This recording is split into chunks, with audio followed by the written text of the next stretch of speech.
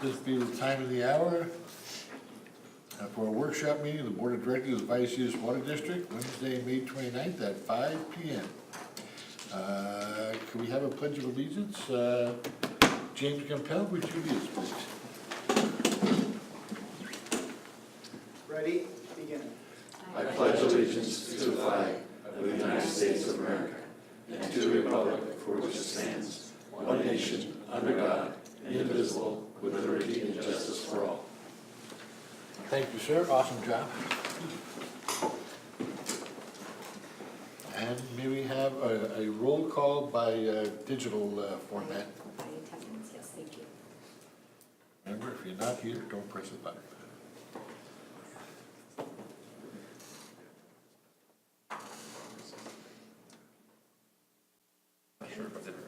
All in attendance with one absent.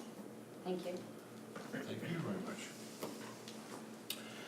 Okay, there is no public, so we don't have to go through that.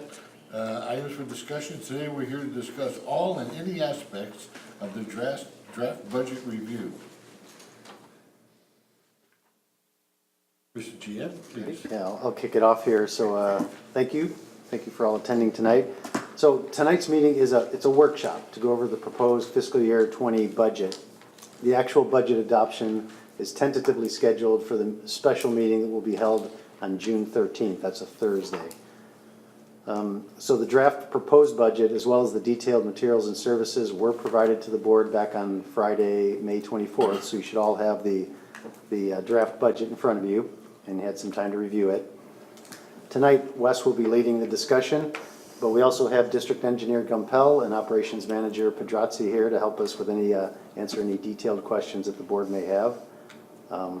The budget has been reviewed extensively by the Finance Committee. We've had 6 meetings to talk about the budget and every facet of it, so I think the Finance Committee is pretty well versed.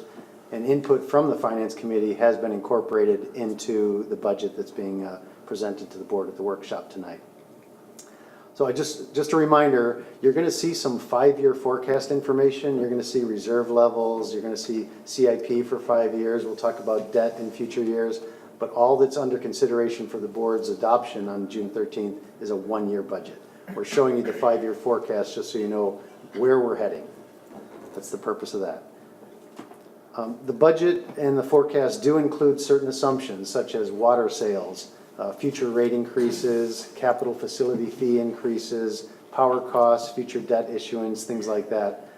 Those are for budget purposes only. We're not asking the board to approve rates or approve capital facility fees as part of this process at all. We will be asking the board to take separate actions on those at future meetings, particularly with the rates and the capital facility fees. The budget information you're going to see includes, the initial budget information you're going to see includes only the minimum PERS payments. So that's what PERS requires us to pay. But it does also include the accelerated PERS pension payments for the EWA portions, EWA costs that we have. The latter part of the meeting today will talk specifically about accelerated PERS payments. So we want to get the board's input on that. And we'll be looking for specific direction on that because we want to incorporate whatever option the board selects into the final budget document for June 13th. So overall, the finances are in really good shape. So we're meeting all of our PERS obligations, all of our debt service obligations.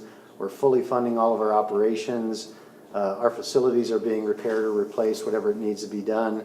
And the reserves are really healthy. So that's all good. And remember, this is a workshop. You're not being asked, we're not asking for final direction here. So ask any questions you have, and we'll take the information that we get from the board at the workshop today and incorporate it into the final budget document. So with that, unless there's any preliminary questions of me or the staff, I'll turn it over to Wes and we can get started in the budget presentation. There we go.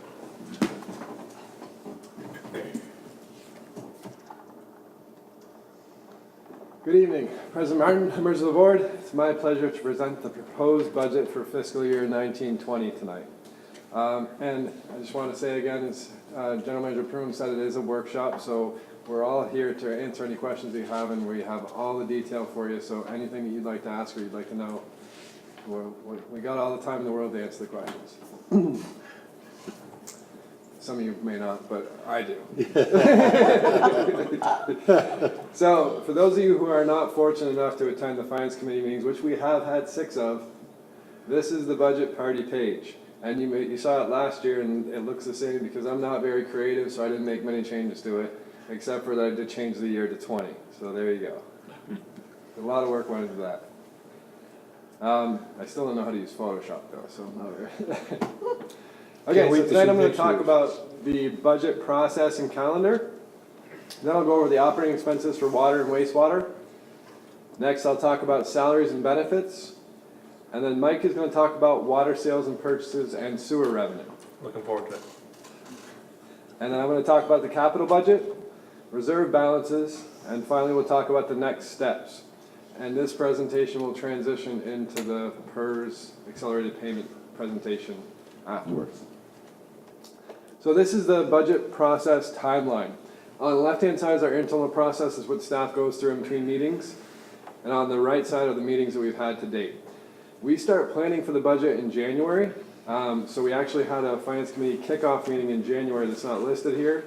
But we send out the requests for operating expenses in January and they're received the first day of February. So in February, when we began the actual budget process, staff updated the audit actuals and the projections and began working on the projections for 2019, and the individual departments submitted their budget request to staff. On February 25th, the Finance Committee met, and we went over the budget process review and looked at budget versus actual for the last 5 years. We actually did 6. I put 5 because it sounds like a better number here, but we have more information, so I went through 6. In March, we compiled the operating budget and we completed the 2019 projections, and then we began preparing the payroll estimates. And the Finance Committee met on March 14th to go over the operating budget request for materials and services. And that's that big packet that you received Friday. In April, we incorporated those requests into the budget and we began preparing the capital budget, the draft capital budget. We put the whole draft budget together with those 2 items and it was reviewed by the finance manager.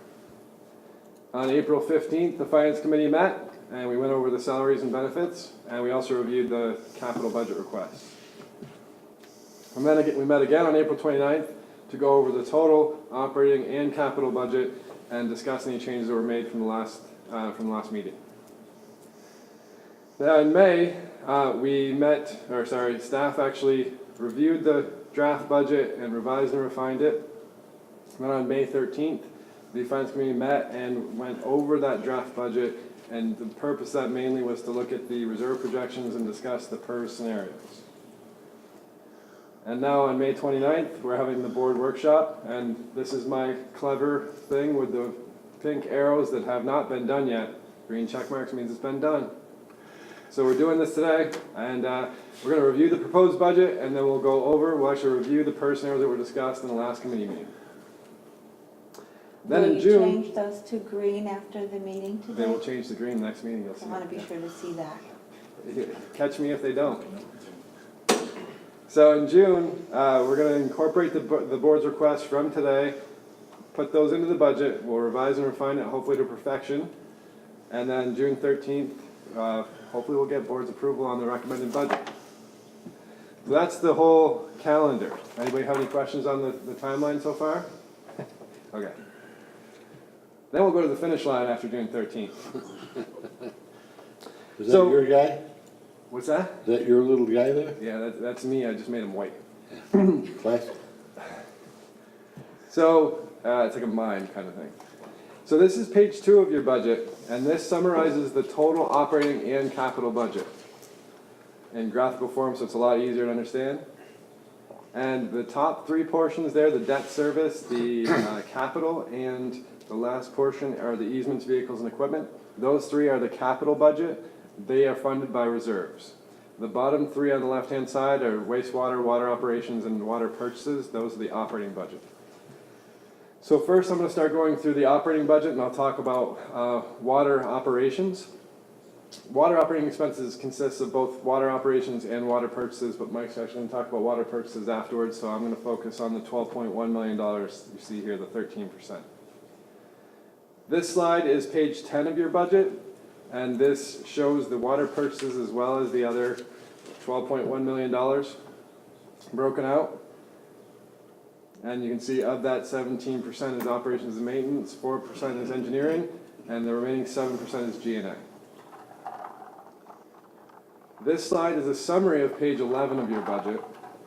The details for this can be found on pages 11 through 14 of your budget, I believe, for water operations. And there's further details to that if you want to drill down even further in the materials and services packet in the water section. So looking at this, the total operating expenses from budget year to budget year increased by $400,000, mainly as a result of an increase in operations of $300,000, and that was due to an increase of transmission and distribution of $120,000. We've had a lot of main breaks. We want to make sure we budget for that in the upcoming years. Pumping costs increased by $73,000. And meters increased by $90,000 because we have some top plates that we have to replace and meters that are reaching their warranty expiration and the batteries are starting to fail on those. And support increased by $200,000, mainly as a result of an increase in engineering of $63,000, and that's partly due to a corrosion survey that's being done for $38,000. And the other portion of the $200,000 would be the IT increase of $53,000. And that's mainly for hardware upgrades and software licensing.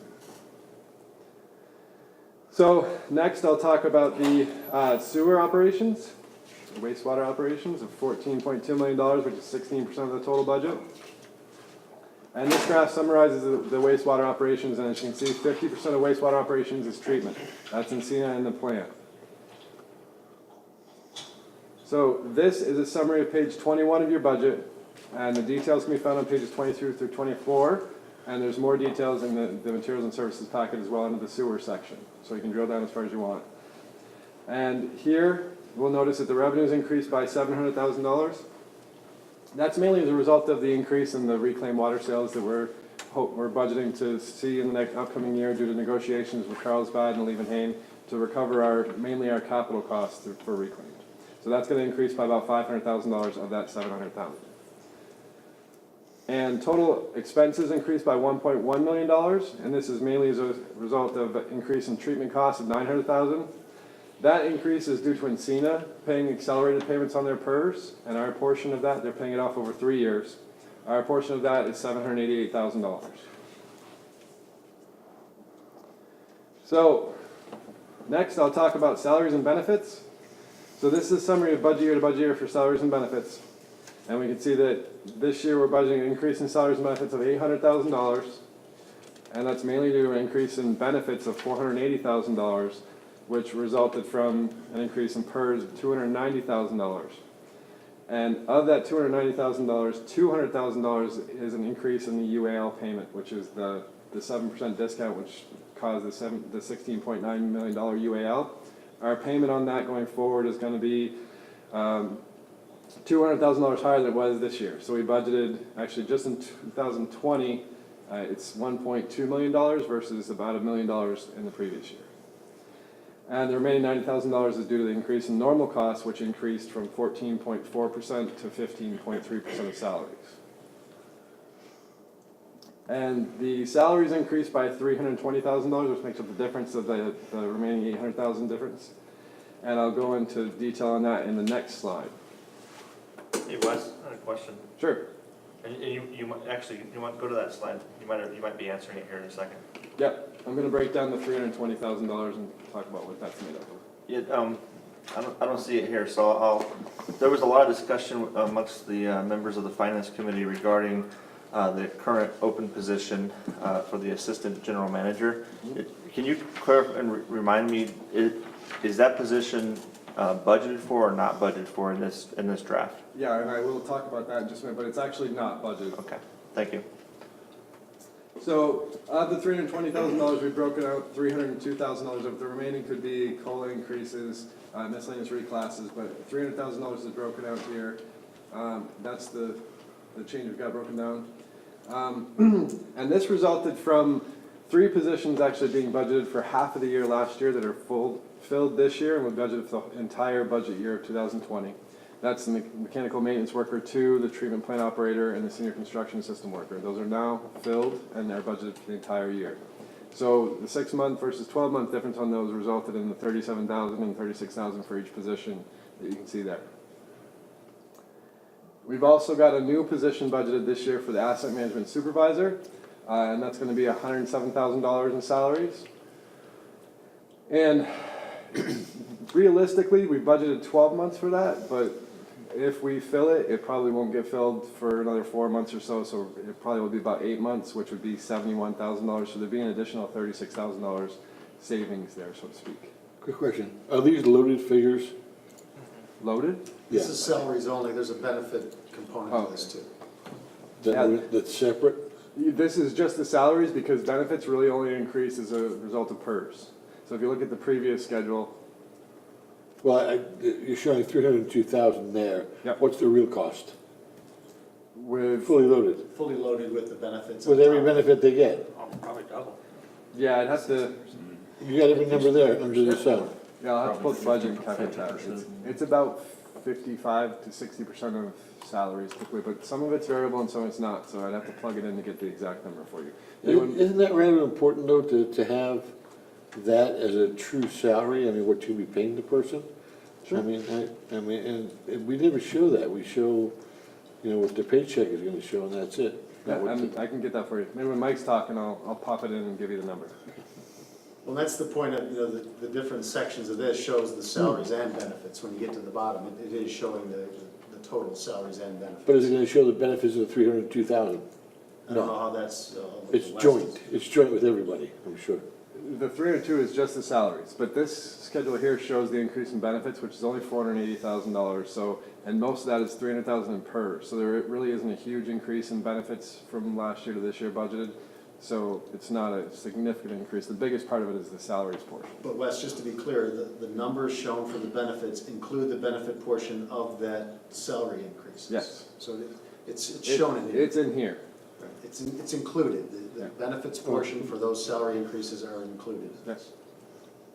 Because this is the total budgeted salaries and benefits. The top part's the salaries for 1920, and then the total benefits there. See if I can point at it.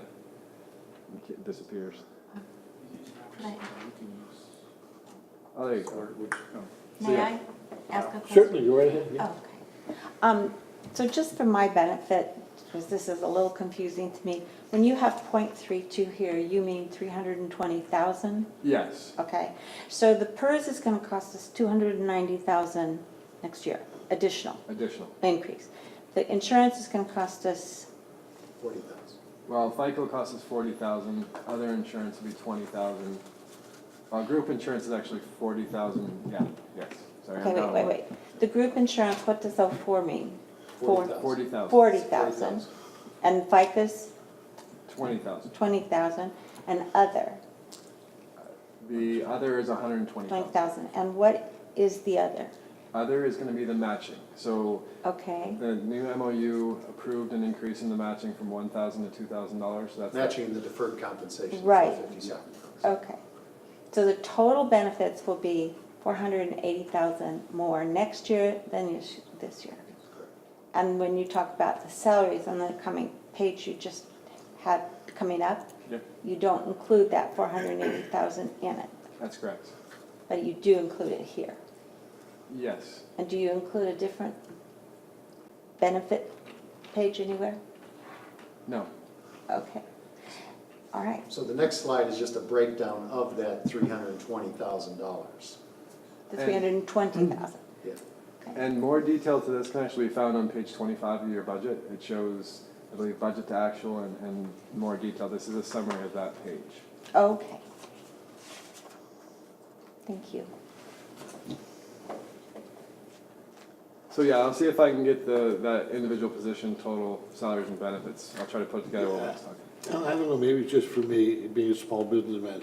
When I hired somebody, I always looked at what the total package was costing me, And I- not just piecemeal it. And I think it's an important thing for employees to know what their package is Yeah. versus just, well, you get paid 50,000 a year or 100,000 a year. What's the total package? Yeah. I think that's something we should promote and explain, but that's just my opinion. And, you know, it's not just benefits, and I don't, and maybe you're capturing this under the umbrella of benefits, but it's all the different tax loads, FICA, SUI, FUI, all those different things that go into the cost of employing somebody, right? And so I think when you're looking at a budget, it is easier for us to see if just to throw a round number out, if we're gonna pay somebody $100,000 a year, in reality, it's gonna cost us $160,000 into the budget, right? So it's just good to see that full impact. Yeah, and that's easy enough to do, and I can get that for you. Thank you. So this slide was just intended though to break down the 320,000 shown right there, that change, but I can definitely get that number for you and tell you exactly what it'll be for that position. Thank you, sir. Yes. Okay, so then that's the 302,000. We talked about the 6 month, 12 month, and the 12 months for this, which will probably be more like 8 months, which would be $36,000 less. And then the AGM savings, so by not, originally we intended on budgeting for the AGM for 12 months for 1920. We took out the full year for the AGM, which resulted in a reduction in salaries of $176,000 from what we had budgeted previously. Not from last year, but during committee meetings. Okay, that's my question.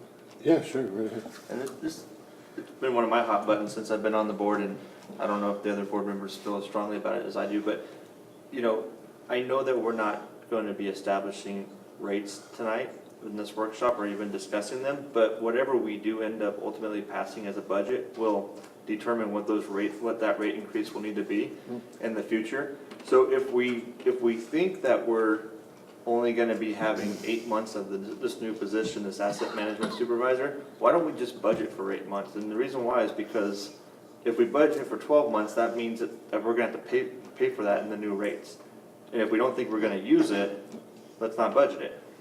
So let's try to keep the rates as low as possible. Absolutely. The only reason it wasn't included in this budget that was sent out to you is because we kind of discussed it after I'd already emailed it to you. So I didn't want to present something that was different than what we emailed to you. And that's why we included that first blue bullet, just to show we could go down to 8 months, we think. Okay, so and I know this is just a workshop and we're just kind of throwing out ideas and having a discussion around it, but if my colleagues are agreeable, I think that the future budget that you present to us, if you really truly think it's only going to be 8 months, let's just budget 8 months. Absolutely. Yeah. Okay. Yeah, I just didn't want to change it because I have different numbers here than you have in front of Got you, it. and I didn't want to have to resend it Yep. out. I have a question. The asset management supervisor position, whose domain does that fall under? That would be engineering. Okay. What does your question mean? What? Do you mean, who's doing it now? Or No, who no, they I know, report to? who's doing it now, it's been spread over amongst the entire domain of all the employees, and they're doing a wonderful job. They're platinum. My question is, have you included in their budget all the necessary ancillary things come along with hiring an asset management supervisor? He needs equipment, he's gonna need the amazing amount of things. This is the tip of an iceberg that we're going into. And we just need to be aware of that. But for this first year, has engineering's budget shown all the necessary equipment, documentation, manpower, everything that this person's gonna need? Yeah, I think most of the costs that they'll need Are minor, with the exception of some of the supporting information, for example, condition assessment. If you look in the capital budget includes a lot of money being spent to do condition assessment that this position will be responsible for. So they're gonna have to get the data, interpret the data, figure out what to do with the data. That's what this person does. They figure out how to manage our assets based on the data. And that is a very expensive proposition, and it is in the budget. Okay, so we have all the appropriate computers for him, everything's figured into the budget Yeah, already. I don't know about, the cost of installing a computer for the person. I don't know where that's in, but, Well, and I have to bring up the AGM savings. To me, we haven't had an AGM for quite some time now. It's like putting in nurses' savings. We don't have a full-time nurse either, but that's not a savings, we don't need one. We don't have one. we don't have a budgeted nurse position either. So, that's Well, why. it's because that included. position's sitting on a list somewhere, it doesn't mean anything. I mean, that, I don't understand what the thought process is there. If it's on a list, it means something? Well, it's been removed. There's no funding proposed for the AGM position for fiscal year Right, but 20. there wasn't for this year either, was there? There was, 4 Yeah, months. 4 months last year, and we actually initially had 12 months in the finance committee meetings for the draft budget that we initially presented, had 12 months of AGM in it. Okay, And we took it out per the committee's request. okay. Don't add a first aid nurse. That'll be savings next year. That would be in new personnel after the salary speech. Thank you. Wes, you may have touched on this a little bit, but can you explain the difference between, you talked about 320,000 before, and this slide only shows 302,000. Yep.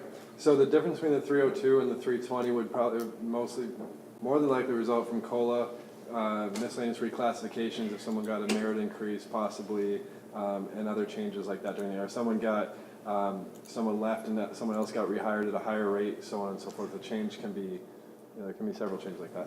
There's a bunch of minor costs, 18,000. I just didn't want the board to think we transposed numbers from 320 to 302. Yes. Total faith. Okay, get my clicker. Okay, so this is my colorful slide. Hopefully we All get right. cheered up again by all the colors here. So this is the salaries and benefits broken down since 2015-16, so basically over the last 5 years. And the purpose of the slide is to show that through, as a result of I'm actually going to read right off my slide here. Efficient operations and management scrutinizing the need for positions as they become vacant, we have been able to keep salaries and benefits steady and even realize budget to actual savings over the last 5 years. And so salaries have been budgeted between $9.1 and $9.7 million for the last 4 years. And benefits have been budgeted between 5.5 and 5.8 for the last 4 years. There's a slight increase this year due to being fully staffed finally and to the new position. And the actual to budget savings that we realized has been shown in the percentages there. So in 17-18 we had 4 vacant positions and several other things like that resulted in the actual savings. But typically it's around 3.2% that we save budget to actual. So next slide is back to the home page, and now I believe Mike is going to talk about the water purchases. Can we go back to one, just before that, one quick question, I'm sorry. Sure. Projected 18-19 Yep. and budgeted 19-20. You're showing the benefits being $700,000 more? What have we added in benefits? I have to look at the budget. My understanding is insurance hasn't gone up. Nope. None of the insurances have gone up. PERS is part of the Yeah, benefits. a lot of it's PERS, but I have to verify the number there for you. PERS, the actual additional that we're paying up on PERS, Yeah. not the standard. No, not Well, the, it's not the acce- required. Not accelerated. This is the minimum required, but even the Right. minimum required is going up. Oh, what was it, the minimum required? So last year for 18-19, we paid $950,000. What percentage is that? That's actually the UAL, it's not a percentage. So that's of the $17 million liability that we have. We had a lump sum payment of $950,000, and we paid 14.3% normal cost on salaries. So 14.3% times the salaries would give you your normal cost, plus we paid $953,000, I think it was, for the UAL payment. In 19-20, we're budgeting, I think you were looking at 19-20, we're budgeting 1.2 million for the, and we actually know that's our payment for the UAL, and it's going up to 15.3% of salaries for the normal cost. Okay, so normal cost is going up. Yes, both are going up. But I think the normal cost is staying steady for the next 4 or 5 years for the evaluation at 15.3%. And that's their best guess of how much it's gonna, Right, the biggest hit in the future will be the UAL payments that we'll have to consider. right. Thank you, thank you. Oh yeah, it's gonna get out of this for you. Want to take over? You need this? Give me 1 second.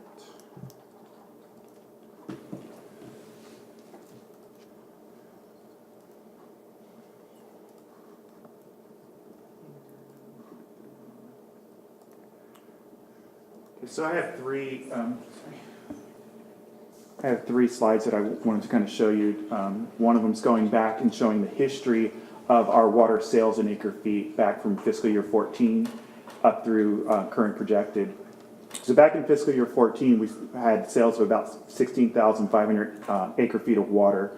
Obviously in 15, 16, we started hitting the drought, government mandated cutbacks, and it brought us down to almost 12,000 acre feet. So that's like about a 30% drop. In fiscal year 17 and 18, we did see some bounce back, not full to back to the fiscal year 14.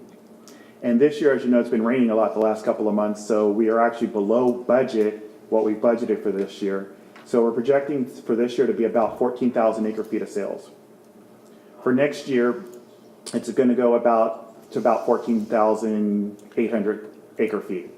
So that's what this chart, little graph shows you, is that obviously when the drought and the government mandated cutbacks, we show a sharp decline, working its way back up, and then this year with the rain, and then going slightly back up for next fiscal year.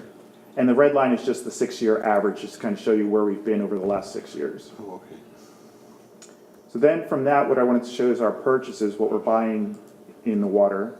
So we have 3 sources, if you may, of water. We have our desal water, which is a contractual obligation to buy 3,500 acre feet. We have an agreement with OMWD for a water exchange to buy 2,750 acre feet. And then the remaining water, whatever we need to buy, comes from the San Diego County Water Authority. Quick question, Mike, why do you call it a water exchange? Is there a difference between a purchase and an exchange? Technically on the bill, it shows it as an exchange. So that's my terminology for it. Oh, It is an okay. agreement, but it's shown on the bill as an exchange, so that's how I kind of think of it. Okay. So the total purchases we're going to show from for next year is about 15,900 acre feet of water.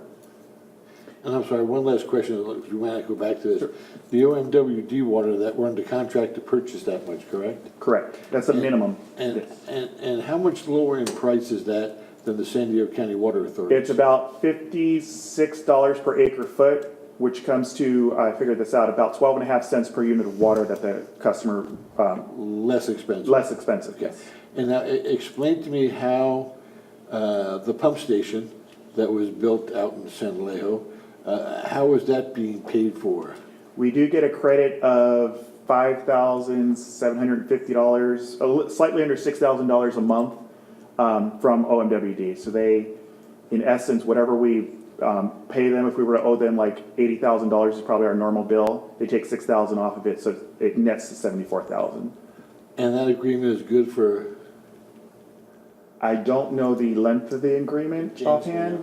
I don't recall the length of the agreement, but it's a large percentage of the depreciation, so OMWD is actually paying for that pump station over time. right, well, that's $7,200 a year. How many years is it gonna take to pay off a pump station? So, like I said, I don't recall what the depreciation schedule is, but, because there's different things, like the pumps last 25 years, the building lasts 100 years. But OMW is not paying for all of it, they're paying for a significant portion of that pump station over the time, Oh, they're not paying for all of it? they're not paying for all of the pump station. So, Thank you. So with those 3 sources of water that we're purchasing, our total commodity cost is about $26.5 million. And what I kind of wanted to stop and show right here is that that's what we call our variable cost, the commodity portion of it. So our variable cost in terms of per unit of water is about $3.83. So with that then, I wanted to kind of show you what all the data comes. First, I'd be remiss if I didn't remind you of the 250,000 lines of data that I always talk about every year. And I would be I'm pleased to say that that has gone up from 250,000 to 256,000 lines of data this year. So we do look at all the data and analyze it to get to how much water we're actually going to sell by our different meter sizes, and how much water, how much revenue we're going to bring in by the tiers. And I believe I showed this to you last year where we had a sensitivity analysis. What happens if we have another wet year, dry year, if we sell 10% less, more than budgeted, 10% less than budgeted, what would that mean net effect? And rather than run the scenario, because it takes about a minute for it to churn all the data, I put in that data already. So right now, if we were to sell what's budgeted, we'd bring in revenue of about $31.9 million. If for some reason it was another cutback or rainy year, and we sold 10% less than what we're budgeting, our net change would be negative almost $2 million. So we net receive about $2 million less. If for some reason we were to sell a lot more than we wanted, then when we budgeted, it'd be the opposite. We'd realize about a $2 million additional revenue, net revenue.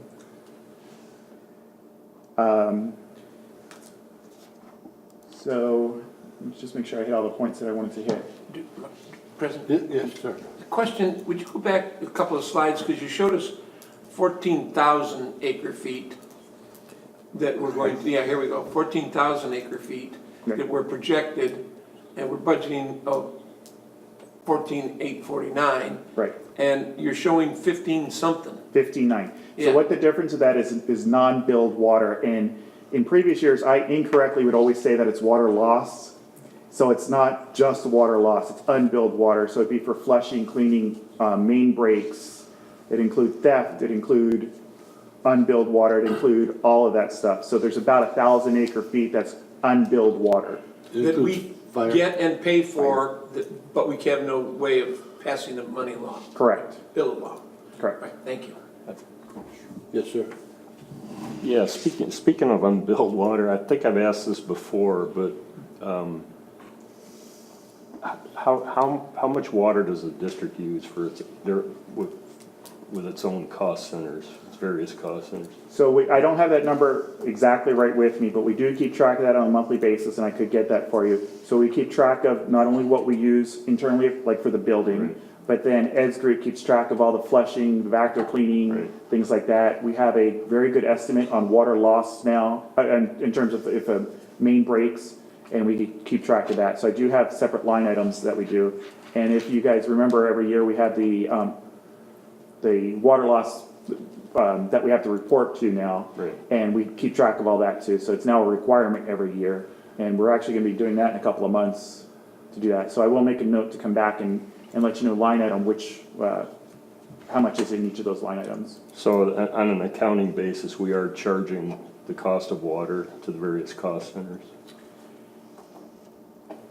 I mean, you have a line item for power, and to me, we should be charging all utilities, including water, natural gas, whatever we use. So that would be an accounting issue. So if we did charge ourselves, what we would do is just come back and it would be taking it from the left pocket into the right pocket. No, I understand that, but on an accounting basis, it really gives you a truer picture of water loss. So, and can we go to the page in the budget that shows the historic water, unbilled water? I think it's page 5. I don't know if you have a slide for that. I got the PDF segments that water loss. Water loss in the budget. It's page, he said it's page 5. So it's a graph. It's page 2. Oh, this one. It must be this one, right? Yep, what's that one?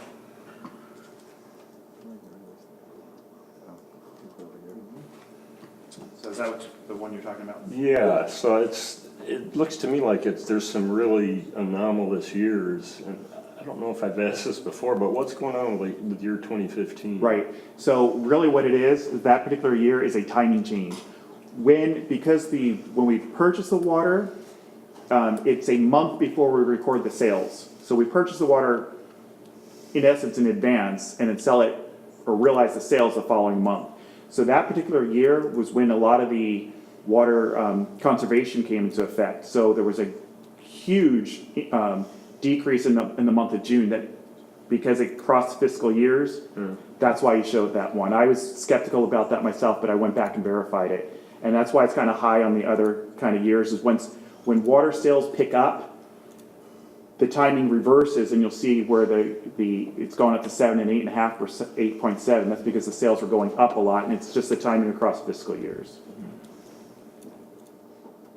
Yeah, so I guess my question is how much, if we know how much water the district uses internally, I think it might affect these unbilled water figures, maybe, I don't know, maybe 1% or something. The unbilled water, probably about, less than 0.5%. I can get that number for you. For just that piece, just the district usage district piece, component of yeah. unbilled water. That was before the new showers. Now we got, Yeah, I guess the other big variable might be water main breaks. I mean, year to year, I mean, that could have an impact. Yeah, and that's why when we do our annual report for the water loss report, all that stuff is broken out in there and it's audited. Okay, thanks. Wildfires too.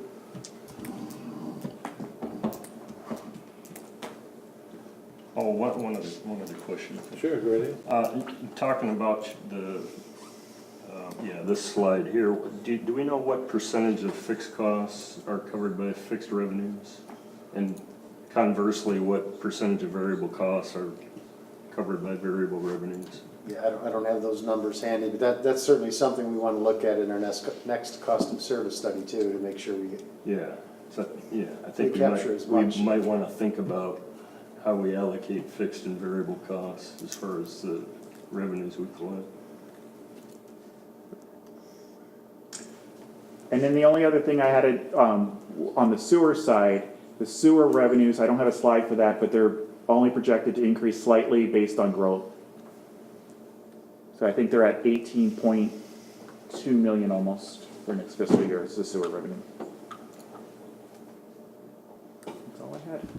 So we really encapsulate, we really need to sell a lot more water. It would help. It would help. Yes, it would help. So let's get rid of this conservation stuff and let's start selling water. Let's turn off the sky. We got plenty of it.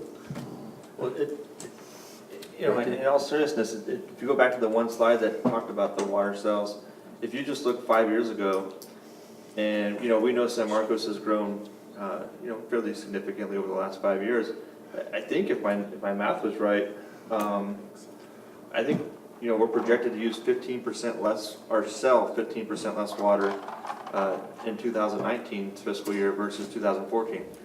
I mean, that goes to show you that not only conservation, but there's gotta be something to the fact with, all these different washing machines and other dishwashers being more efficient, toilets being more efficient too. And that's why when we do the projections now, we don't just look just at history.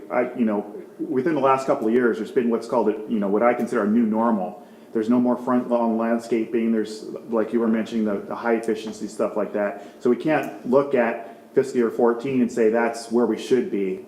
So we do look at all that stuff. Yeah, it's pretty amazing. We sometimes hear, when we're out and about in the community, and then we sometimes have a guest speaker here who often talks about how, all the growth that the region is experiencing is using up all of our water resources, and in reality, we were using a lot more water, 5 years ago than we are today, or at least we were selling it. So it's interesting.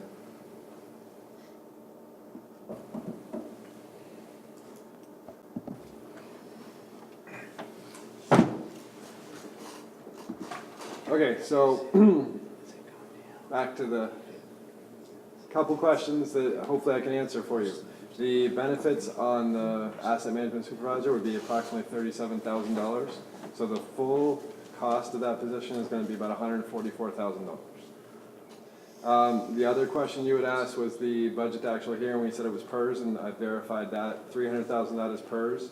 Another $100,000 is from what Director Evans asked about with the matching. Thank you. Thank you for your extreme efficiency.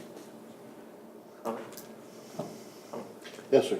Yeah, since we're back onto the new position for the asset management supervisor, this just mostly for the board's background, since we had 6 finance meetings on this. There was a tremendous amount of discussion about this position as well. I don't even know if the finance committee members ever came to agreement as to we were supportive or not of this. I think it was a 50-50 split for the most part.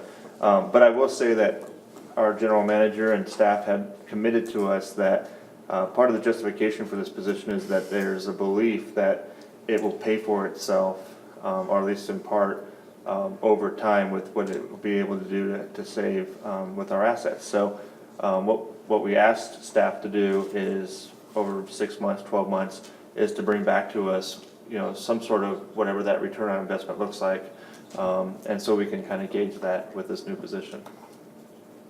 And staff seemed, I'm not getting a smile from the GM, but No, at the time, I thought you were agreeable to that. I think it was, I'm supportive of the concept, I just don't think that in 6 months, we're gonna be able to show a return on the investment. This is an investment in the future. The things that we identify now and fix, we may not know what the cost would have been had we not fixed it. So it's impossible to ever come up with a true return on investment, but over time, I guarantee that this position will more than pay for itself. I mean, you look at the high cost of the repairs that we've been dealing with in the last year and a half or so, and there's a good likelihood that we'll identify those future breaks before they become breaks, and we'll be able to proactively fix those. And even if you just fixed one a year that didn't destroy a road, that position will pay for itself. And being part of the finance committee, there wasn't a disagreement as to the position. The position makes sense. We're growing, things are getting older. It was a question of, was this year the right year to start it or not, more than with other expenses that we have this year, rather than putting it off a year. And knowing that even though you hire a safety person, doesn't mean you're not gonna have another accident with one of the trucks. It's the same with this, because you hire this person, and he's the tip, and as long as the board says he's the tip of the iceberg, because the equipment and what he's gonna need to perform his job in the next couple of years is gonna go up, as to personnel and equipment. That's all, and it's just looking at the expense and looking at the likelihood of, it's not gonna stop any one of the breaks from having. I mean, the chances of that are astronomical. But it is getting older now. But some of the breaks we had in San Alejo, that's not old. Some of the places are not old areas at all. But, so it's, like I said, that was just the HGM problem. This guy, it's like, good luck, $160,000, $170,000 a year. Yeah, and I guess more so what I meant was, over the 6-12 months, I'd like to hear from this person and hear from them as to what they're doing, what they found, kind of what their game plan is as to what they're gonna fix. And if they do get into something where they identify a piece of pipe that they wanna replace, and they get in there and they go, oh wow, had we not replaced it, this thing was gonna break any second, we'd like to hear about that, right? And so, that type of stuff. Go right ahead. So back to our home page. This is page 2 of the budget again, summarized operating capital. I'm going to transition now into the capital portion of the budget. So the capital portion of the budget for the fiscal year 1920, which again was mentioned, this is the year that's being approved by the board and or being considered by the board June 13th for adoption. That portion of the capital is $25.4 million. We also do a 5-year and a 10-year plan, and the 10-year capital is $140 million. So I'm gonna go into the 10-year capital, and I'm gonna break it down so you'll see I'll get back to the $25 million capital in a minute, which is the 1 year of the 10-year plan. So looking at the $140 million, last year for the budget in 18-19, we had a 10-year plan, or a 10-year budget of $144 million. This year it's $140.2 million. So it's actually gone down for the 10-year plan, and this is on, I'll go back, it's on page 34 of your budget if you'd like to see the details for this. This is a summary of that again. I can't fit everything on the screen. And the $140.2 million for the 10-year capital plan is made up of carryover projects of $45 million. Carryover projects are projects that were budgeted for last year that just haven't been completed this year, so they're carried forward to this year's budget. New CIP requests of $40.2 million. And future CIP requests of $54.9 million. It's also in the capital, we have the vehicles and easement, and this year it's $700,000 for replacing vehicles and equipment. Last year was $800,000, and that's detailed on page 94 of your budget if you'd like to see all of the vehicles and equipment that are being requested for the budget this year. So the total change in the capital 10-year plan is a reduction of $3.9 million. That's a result mainly of a decrease in new CIP requests from last year to this year. And you'll see here the carryover projects actually decreased by $32.2 million, but really that's just a result of moving the land outfall from a carryover project to a future project because we broke it out into phases, I believe 4 phases, and 3 of those phases were moved to future projects because they won't be worked on in the current budget year. So you'll see that other 32.1 there, so it's kind of just been transferred from carryover to future projects. So the next slide shows the CIP costs over the next 5 years broken out by water and sewer. And for 1920, $5.5 million are for water and $20 million of the projects are for sewer. That's that $25 million that we talked about.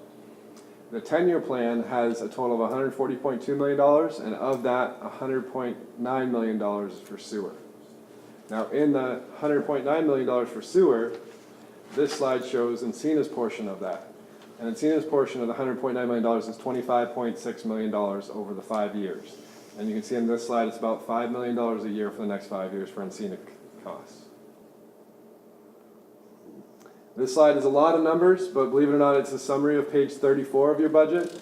This is it shows the carry forward projects and the new projects, which total the $140.2 million 10-year capital plan. That $140.2 again is made up of $45 million of carry forward here and $95 million in new projects. The carry forward projects, the biggest ones we have listed here, are $8.4 million for the land outfall. That's the phase that was kept as a carryover project. The remaining 3 phases were put into future projects. And the San Marcos Interceptor, which will be done in 1920 of $6.1 million. The new projects actually consist mainly of the future projects, the 54.4. That was 22.9 last year, now it's 54.9 because of the land outfall being transferred into the future projects. We discussed that a minute ago. And the $25.6 million of new requests from Encina. And that's their 5-year capital plan. Our portion of their 5-year capital plan. We have like 22% of their total capital plan. So this is the breakout of the 10-year plan, and it shows the 5-year plan beyond and the total for the 10-year. So the total again, the 140.2, that's the 10-year capital budget that we have planned. And here's the $25.4 million and the details for that for 1920. So you can see all the projects that are in that $25.4 million. The largest projects are the Encina again, and the San Marcos Interceptor. Besides that, worth noting is that we're planning on constructing Metal Arc Tank number 3 around fiscal year 22-23. Around that time, we'll probably have to consider issuing debt per our capacity fee model, which says that for capacity projects, we need to issue debt to fund those projects. So that being said, if you look down here, the 6.5 in future projects, which again, I have to look at the detail for to see what that's made up of, James may know. And then in 23-24, we have another 17.9. That entire $28 million, those are capacity projects. So we are planning to, for this 5-year plan, again, you're only approving 1920. So this is a few years out, but we have $28 million of debt built in here to fund those projects because they are capacity projects. So next we're going to look at... Yes. Could you go back? Oh, Yep. Okay. The 28.5 million for beyond, that's the 5 years beyond? Yes. It seems kind of low to me. Is that just because we don't have a good idea of the projects that far out? So when we do a 5-year budget projection, Director Althar, we look at it based on the master plan projects, and we do it within the phase. So if it's outside of the phase, we're not really budgeting for it. So we know projects that would start with that phase, so we put a budget number in, and they extend 2, 3, 4 years. But anything that's in the next phase, we haven't done a budget for. That's why. Okay, thanks. So next we'll look at the reserve balances, and this schedule actually breaks out historical reserve balances from 13-14 to the projected or the budgeted 19-20 year. And as you can see, reserve balances have been increasing, and in 19-20 it looks like the sewer balance will decrease by about $8.7 million, mainly as a result of the Encina project and the San Marcos Interceptor. So you can see that little slide down there. The next couple slides, I'm going to break out this was actually a request by Director Elitharp in the last presentation to show the reserve balances and where they were in regards to the floor and the ceiling. So I'm going to break it down into the total reserve balances, which includes the replacement reserves and the capacity reserves combined and compared to the ceiling and the floor. The ceiling, as you probably know, for water is 10 years of replacement plus the operating reserves of 180 days, and the floor is 3 years of replacement plus the operating reserves of 180 days of operations. So you can see here that in 1920 we're budgeted to be right in between the floor and the ceiling for water, 26 million, the ceiling's at 41 million. And our reserves are healthy. And then for wastewater, in 1920, we actually came close to hitting the ceiling, and we'll be coming back down as a result of the two projects that we discussed previously, the Encina and the San Marcos Interceptor. So it'll be about $49 million compared to the $62 million ceiling. So those are the reserve balances for water and wastewater. Yes, sir. Is there a slide coming up that tells us how much, how many days in cash we are? Yes, that'll be the next slide. That's coming up, okay. And that was Director Evans' request at the last budget presentation, so we've included it again this year. So here's the days in cash slide. Good timing on that. So here's days in cash all the way back to 2009-10, and we've actually updated. I reached out to Fitch and got the new median AA rating, which is just one of the criteria they look at amongst the many criteria in establishing a AA plus rating. And the median days in cash is $561, up from $547 last year, which just means the industry is healthy and performing well. Revenues are up and days in cash are up in the industry overall. So you can see our days in cash projected out to 2024, and we are around 400 days in cash for the next 5 years. And in 2019, we came close to 513, which almost hit the median. But also worth noting, we had discussed this before, when did we get our credit rating? So we actually got a AA rating in 2005. They had some notes there. If you're interested, they talked about our strong financial performance, our rate flexibility, and our manageable capital plan. That's what gave us the AA rating. And then we actually were upgraded to a AA plus in 2013. Some of the notes there were that we had higher debt service capability, we had capacity fee recovery, we had higher days in cash, no debt issuance plan, diversifying sources of water, and disciplined rate setting and affordable rates. So since 2013, we've actually been reaffirmed again in 2015 when we did our debt refunding, and we had another reaffirmation in 2017. And hopefully we can maintain that AA plus. Hold on. Go back a slide. Yes, sir. So let's talk about the next ta-da moment. Ta-da! Where are we at right now? AA plus. AA plus. So we haven't been reaffirmed since 2017, but typically we do it about every 2 years or so, but it costs 30 grand every time you do a reaffirmation. So we try to limit that to pretty much when necessary or on a periodic basis. Well, if we're happy with the AA plus, why reaffirm Right. at all? Director? Yeah, would this cause the rating agencies any concern being that this much below the median for days in cash? No. So, and part of the reason why we looked at the AA, and I think it was Director Sinella that asked about the 2009 rating, because we were at 214 days in cash, and the median was 331. Right. So his question specifically said if we were that far below, what was our rating then? So it's one of the many criteria they look at, including the quality of management, reserve levels, your debt capacity, and a bunch of other issues. And actually, we had a committee meeting where Anthony went into detail on that exact issue. Yeah, because when you indicate the years you indicated the affirmations, we were close to the median. I'm just wondering if this gap now would be a new cause for concern. So I actually talked with our financial advisor as well, Robert Poor at Feldman & Rollup, and we kind of talked about, and we'll talk about it again in the PERS scenarios, setting sort of a baseline where we wouldn't want to go below as far as our days in cash, as long as we have other factors that would allow us to maintain that credit rating. And him and I in discussion decided on about 300 days in cash would be sufficient, he thinks. Oh, okay. Director Hernandez? Yes, the difference between a AA plus and a AA is primarily for when we go out to borrow money. Correct. Do you have any idea what the percentage differential is? Negligible, if any. I actually had the same conversation with Robert Poor. I asked him if we were to do something like fund accelerated payments to our PERS, and it did affect our credit rating down from a AA plus to a AA, he really doesn't think it would even affect our rate, maybe not at all. What about going the other way? What if it went from AA plus to AAA? Yeah, I didn't ask the question. I would assume it's more just for pride to say that you're AAA, and it probably had the same effect where it'd be negligible, but I don't know for sure. All right, thank you. There's actually a seminar at the GFOA conference on the AAA club, and I couldn't go to that conference because we're only AA plus. Saves money. Is that a big There's a lump benefit instead? right there. Okay, so this slide is a lot of numbers, but I'm using this because this is kind of setting the stage for our next presentation.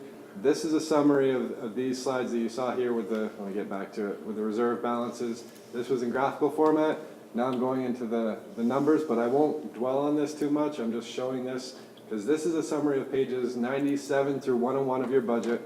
I've kind of just put it into one slide, showing our reserve projections and balances for the next 5 years. One thing I'd like to note here, though, is as we mentioned, for the capacity projects, we do have debt planned in 22-23. Again, you won't be approving that in the June 13th meeting. You're only approving 19-20, but our 5-year plan has $28 million of debt built in for capacity projects in 22-23, and it's showing the funding in 22-23 and 23-24. The actual issuance of debt would be in 22-23. It'd just be funding the projects. It's just how we account for it to show the sort of the inflow into reserves of that debt funding. So there's the $28 million, those two numbers there. And from here, what I'd like you to focus on, we're going to be looking at the debt service coverage. Really, we'll be looking at the days in cash, but our debt service coverage is healthy. Our covenant says we have to maintain a 115% debt coverage ratio. We're at 193, 171, 160, 170, and 141 over the next 5 years per our 5-year plan. And our days in cash are over 400 in every year except for 21, 22. We have healthy reserve balances, and using this, I'd like to then kind of go forward, and I added a line into our projections to fund the PERS UAL. That's our sort of insight into the next presentation. So we may want to pause real quick because we haven't started the accelerated PERS payments yet, but this would be a good time to pause and see if the board had any other questions before we turn the corner. Yeah, if you go back to $28 million. To 20, sure. Yeah, right there, $28 million debt for capacity projects. And that's gonna happen in 22 and 23. 22, 23. And what projects specific? So, What's the big ones? one of them is Metal Arc Tank number 3. That's $4 million in 22, 23, and I'm not sure what the future products are. Yeah, so the other ones are the siphon A where we spilled this year from the sewer, doing the parallel siphon. Oh, they'll tell you. So, where we allegedly almost spilled this year. And then we also have a large steel water line called Eleanor Parkway Water Line that goes underneath homes that is scheduled for replacement. But one of the things that I'm hoping to look forward to is doing a pipeline assessment on that pipe and not having to replace the whole thing. That's like that in itself is a $9 million job, and if we could salvage 50-60% of that, it'd be $4 or $5 million savings to the district. So. And that would be something that the new position would check out and tell us? Yeah, that's exactly, so as Jamie said. That's a good use, good use. That's the primary use. Without that condition assessment and the analysis, you may just replace the entirety of a pipeline, whereas if you knew that there's only certain segments that have problems, you would just do spot Right. repairs. But this assessment, whenever you do it, we have the position, I get it, but who would normally look at this if you didn't have a specific person? Is that something you do as the engineer? Yeah, we do it more reactionary. So in other words, operations will come up and say, hey, we've had 3-4 breaks on this pipeline already. We need to go do something. And then we stop working on other projects, do an assessment, and then go on and create a project. So, and that's kind of how it's done now between working with Ed's group closely, because they're the eyes and ears out there. They know the conditions of the system.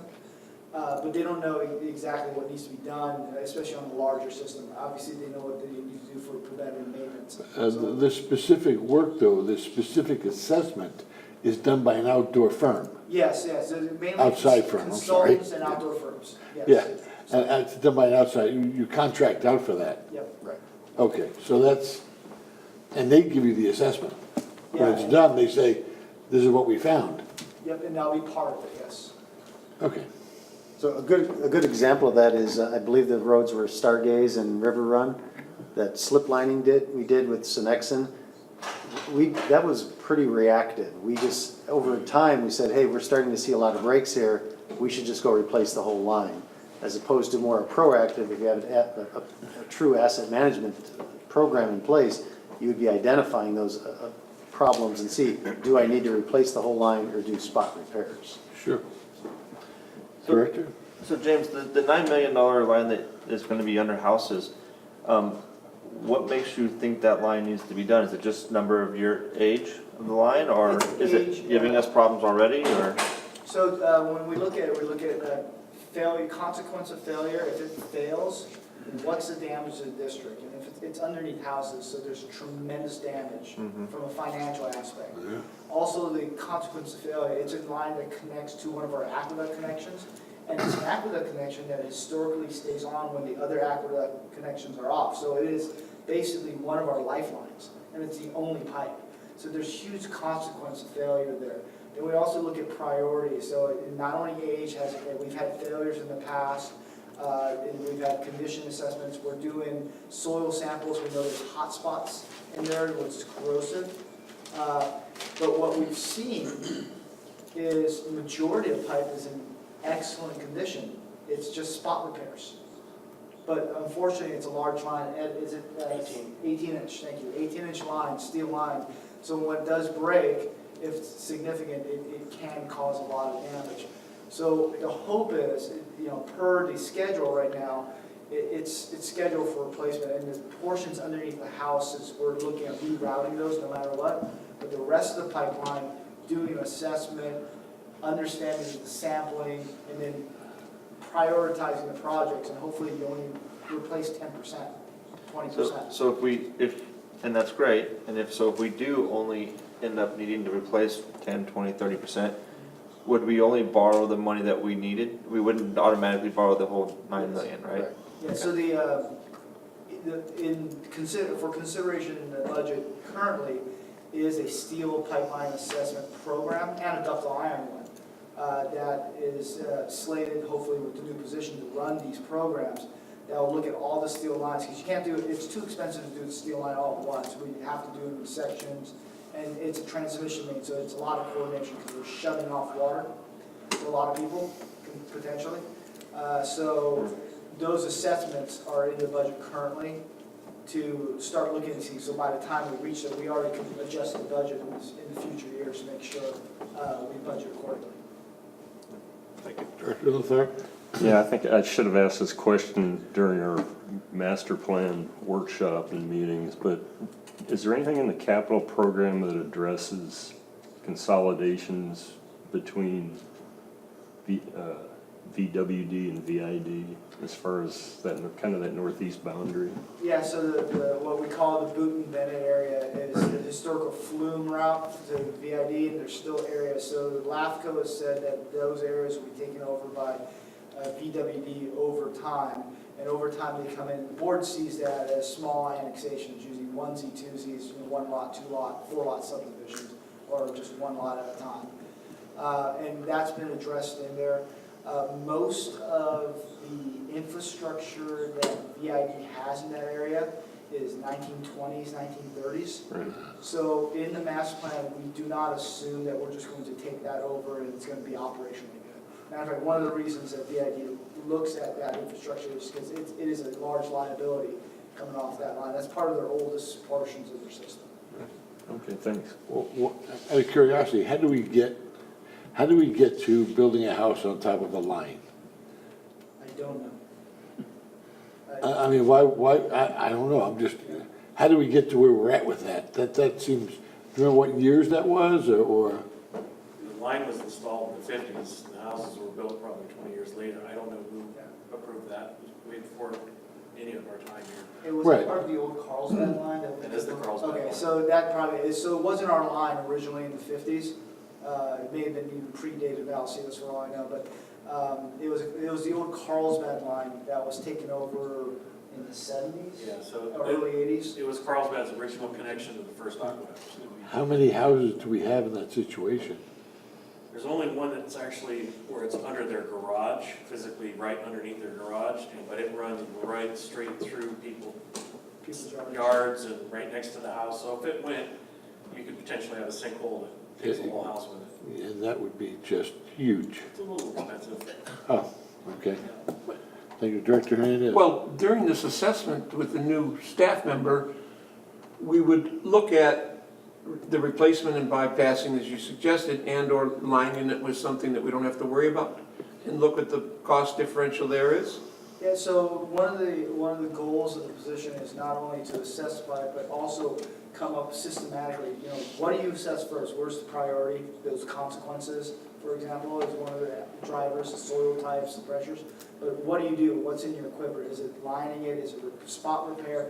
And doing basically a cost benefit of each scenario. And so this way, when we come back to the board with a project, as staff, we can say, hey, we've looked at these options that are available to us that we're comfortable with, and based on that, this is the best bang for the buck. This extends asset life, and over time, it can show a significant savings. I think one of the things I said in the finance committee is we have somewhere between $600+ million worth of assets in the ground that will all have to be worked on and replaced over the next 50, 60, 100 years. And if we could extend even 10% of those assets' values, you're saving tens of millions of dollars. If you extend 20, 30%, you can see the numbers go up for potential savings to our ratepayers over time. But it does take, and as Director Martin is correct, it's really kind of the tip of the arrow because it does take time and money to do those assessments before you start seeing those results. If I could. Director You know, the Water Authority switched towards an asset management, and they've been remarkable in the savings they've had by all the ways they've gone about taking care of things before there was a problem. They've saved millions of dollars with that approach. Even things they suspected they were able to do less than they thought they would, and then there were other situations where they caught something before. And a lot of them, in particular, were with housing areas and the old lines. I was just going to say, I think this position, I really want to applaud the Finance Committee and the staff. I think you've done a lot of due diligence and serious consideration asking the questions. And I feel the sooner, actually, we could get someone on board, the better, because you don't know when anything's going to happen, and it'll take a while to get settled. But I do think it's a very important position and where we're headed. And I wondered, as an asset management, does that also include other assets besides our pipes? Does this, like our land that's available to be developed? I mean, could it be spread into things like that? Yeah. I know the main intent is our system's old and we need to take care of it. Right, ultimately, it would be all assets, but the focus originally would be for infrastructure type of Infrastructure, of pipelines course. and things like that. Yeah. Well, I'm impressed with all the questions and concerns you guys have raised amongst you. Thank you. Thank you. Okay, so if there are no other questions, we can actually, I believe, go on to the next presentation. One thing I would like to mention before we do that, though, is the board approved the funding of sending money to PERS of $834,000 for the Diamond Environmental Settlement and the JPIA refund checks. That's actually included in these in the beginning balances, so we're planning to send that money to PERS before the end of the fiscal year, assuming we're able to do that. But it's in here as being included per the Finance Committee's request. Thank you. So that's the end of the budget presentation, and I'll have to open up the next one. And as far as the budget goes, I'll see you June 13th, but for now, I'll see you.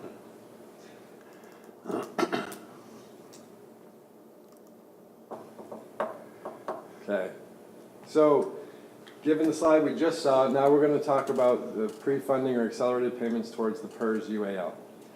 We believe we're in a healthy financial position with our days in cash and our debt service coverage ratio, so we're going to look at what options we have to accelerate our payments towards the PERS UAL and see how that affects those balances and those criteria for the ratings.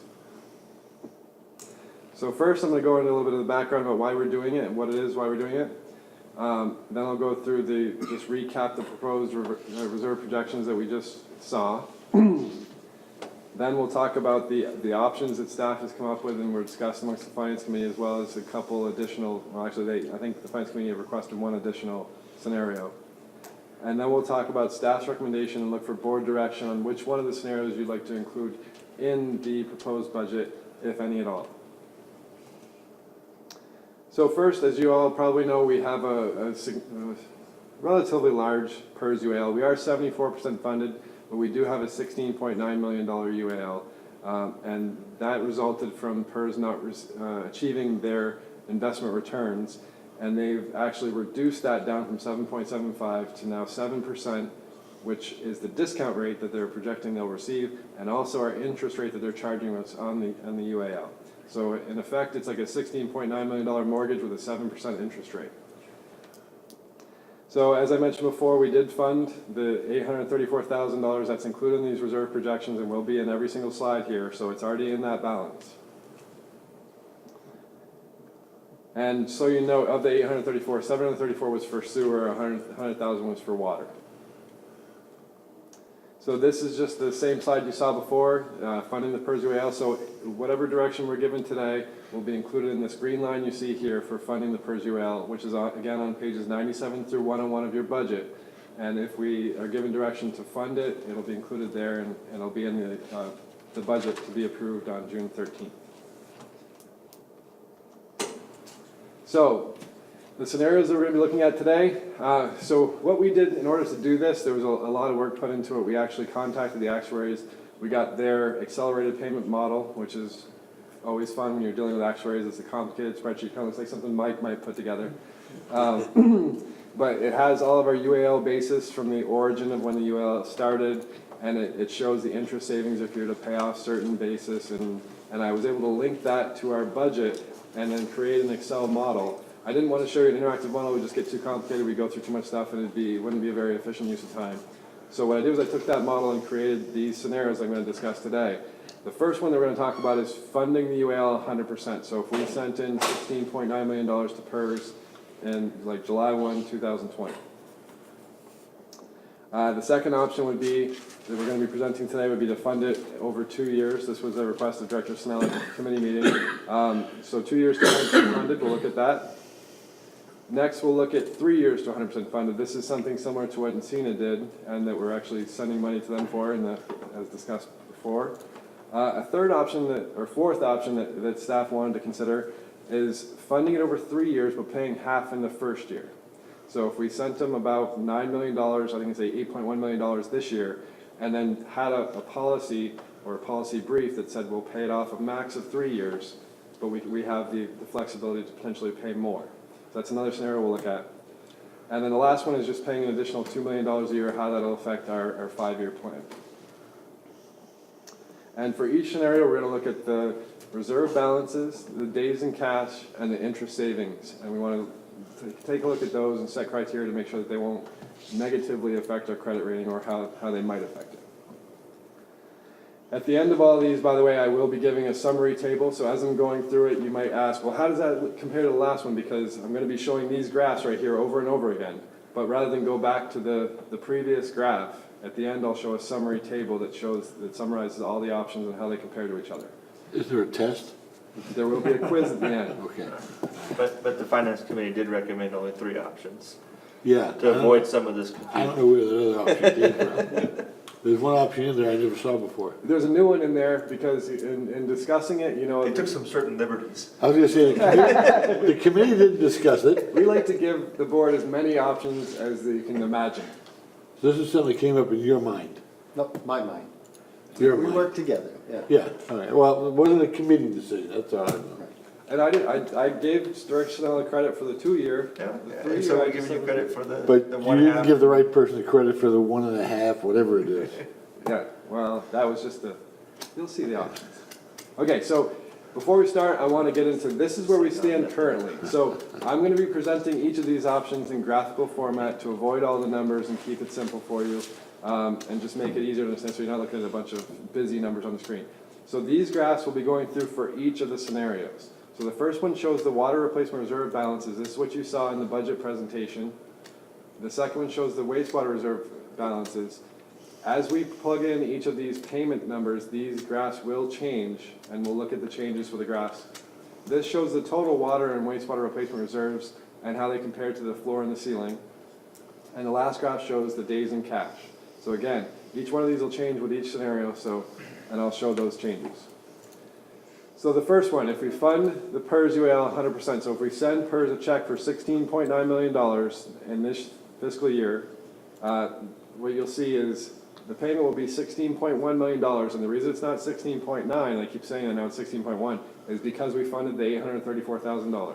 So I'm assuming that 16.9 minus 834 equals 16.1. With PERS, you never know, it may not be safe to make that assumption, but I'm gonna make it for this presentation. So, if we send them $16.1 million, we will achieve an interest savings of $15.1 million by paying off the PERS. And you can see the changes in our replacement reserve levels in 2020, it'll take a decent hit. And you can see water's actually a larger hit than sewer, and that's because it's based on the labor dollars, the allocation on the basis since 2013. Looking at that, this is 60% water and 40% sewer. So it needs to be taken 60% from the water reserves and 40% from the sewer reserves. That'll be the same for each one of these scenarios. And just to point out the obvious here, and this, I don't know if this is the worst case or the best case, but worst case as far as money going out initially, we still stay well above the line. Yes. And water starts to recover almost immediately. Yep. So yeah, in both the water and sewer were. And I say worst case and best case because look at the savings too. You're almost saving the same amount of money that you. Yeah, so even in this situation, which is the largest payment, we're still above our floor and in between our floor and our ceiling. And our days in cash in 1920 actually goes down from 513 to 317, but it stays above what we discussed. We actually established as a baseline of 300 days in cash, and we talked to our financial advisors about that, and they agree that as long as we stay above 300 days in cash, and that's also because by paying off our PERS, that is looked at favorably in the eyes of the rating agencies as well.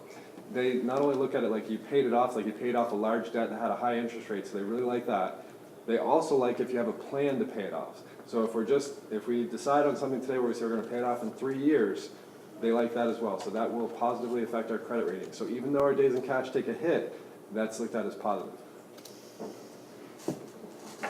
So the second option is paying it off over 2 years. So this is half this year, half next year. I'm assuming equal payments over the next 2 years. It'll change a little bit, but it should be about the same. The payment will be $8.1 million. And the interest savings will be $13.9 million, about $14 million. And you can see our reserve levels, it's a little bit smoother of a hit. They go down, but they still stay above the floor and below the ceiling. Mainly above the floor is what we're looking at. And the days in cash go down from 513 to 368. They stay above 300 the entire time, and they actually recover up to 358 in 2024.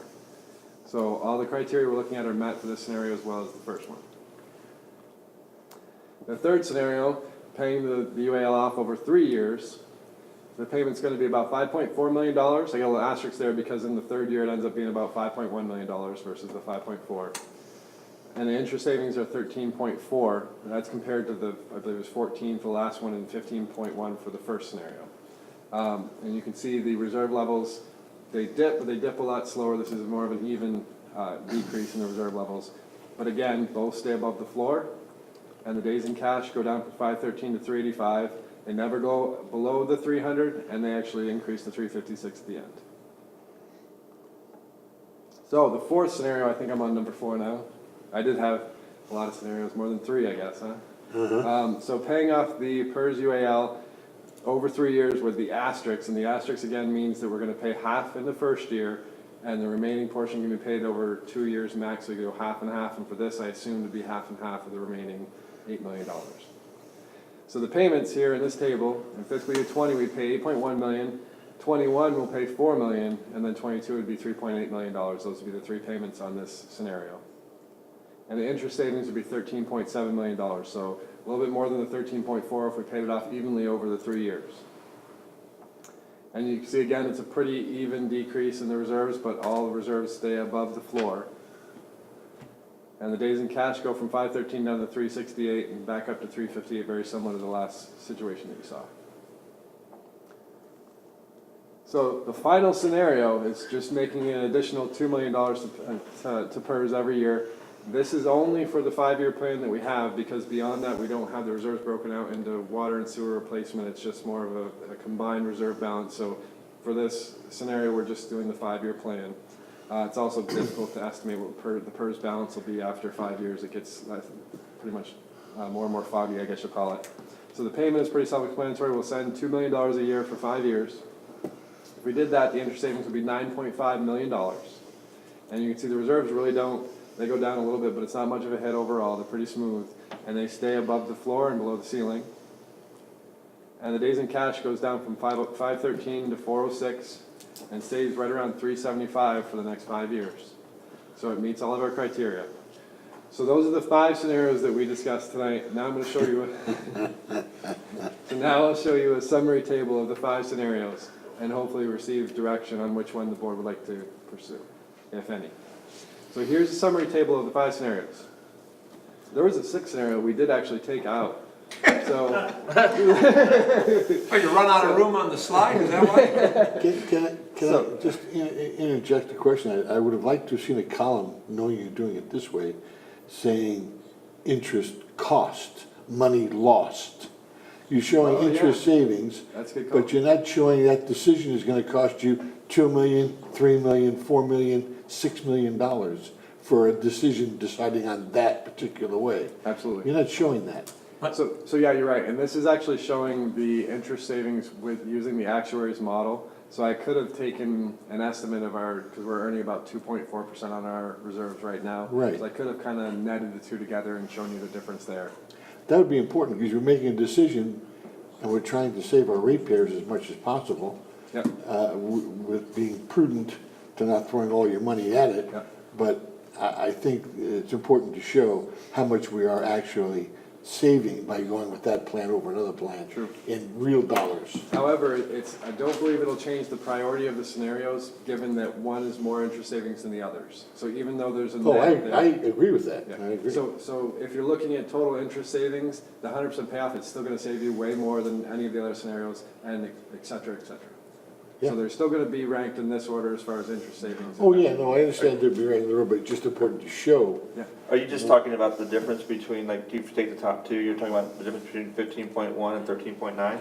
And then having that totaled Yeah, out? 800,000, yeah, whatever it is. Yeah, Okay. just showing what I it's just wanna costing you, Yeah. what I it's get costing it. you more to go over 2 years rather than 1 year. So if you're Gotcha. going with a 2-year plan, for instance, you're going about $750,000 more that you're gonna be paid off than you did if you did the 1-year plan. So just do the math, basically, on Yeah. the chart, okay? Yeah, exactly. Clarification, Yes, sir. you're talking about the reserve we have making whatever percentage that is versus expending whatever scenario we have and saving yeah. that So- money, it's the So the differential. difference between 3% and 7%. Right. That 4% difference is what Okay. it's costing us to make a longer-term decision. Yeah, okay.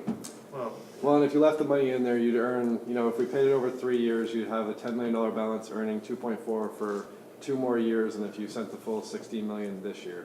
So there'd be that sort of differential there, but. So the savings is. But you're also building, as those years goes on, you're building how much Right. money you have in reserve. Absolutely. So that takes one of you guys to figure it out. Okay, so here's a summary table of the scenarios we presented.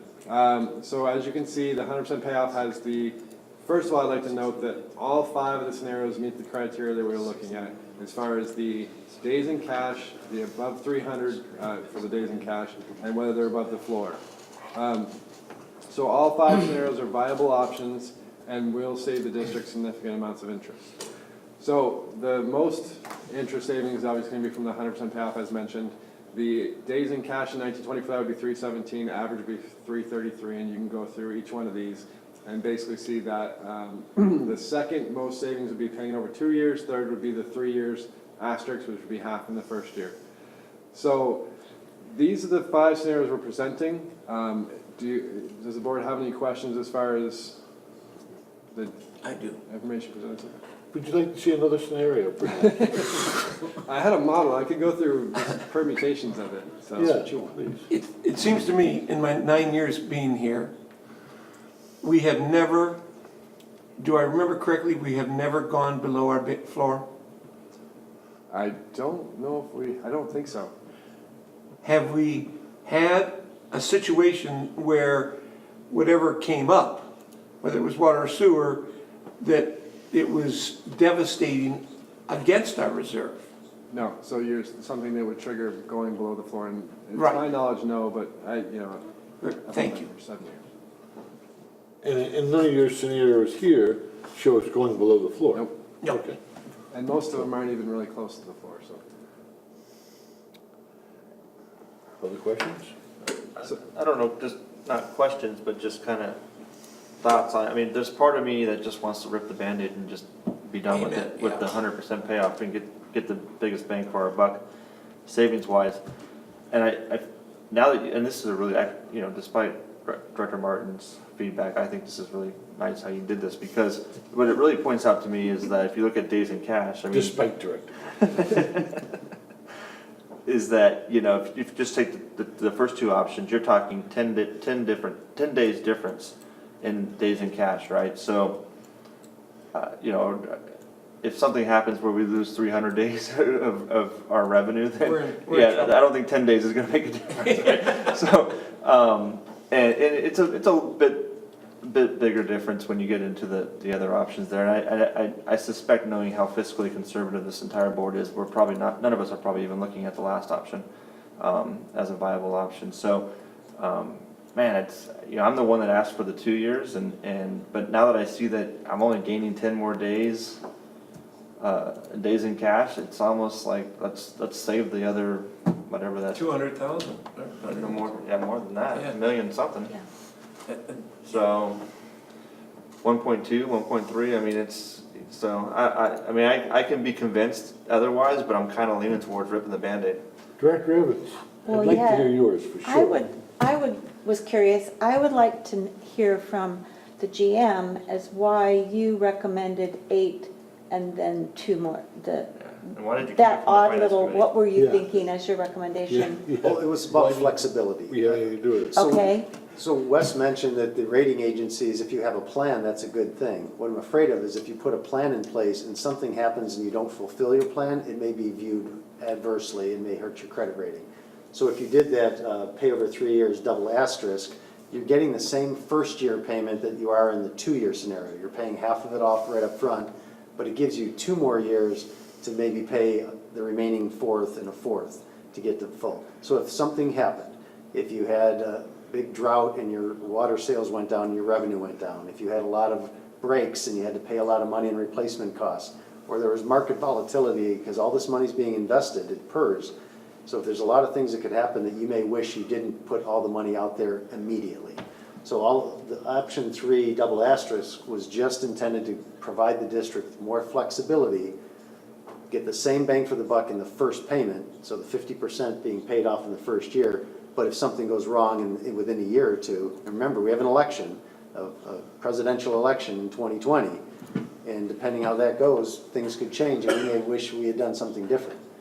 So that's one of the knocks against I had year another one. question. Okay, and then my other question was, I guess it would be to, staff. In the first scenario at the 100% payoff, how close to is that the one that brought us the closest to the floor in our reserve? And do you know what the difference was? You could probably know it faster than I could tell by looking at it.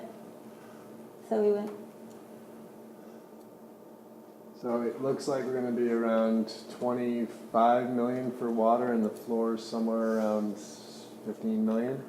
And then for sewer, we're gonna be around 42 million, and the floor is actually about 23 million. So for both of those, still pretty good. okay, thank So you. about 10 million above on water, and almost 20 million above on sewer. And none of the others went that low, I'm guessing, even I know we had a big dip in the one, So paying it off over 2 years, and how far did it get? They're about the same spot in 2021, obviously, because you're not sending any more money. and what about option 3 double star or whatever we called it?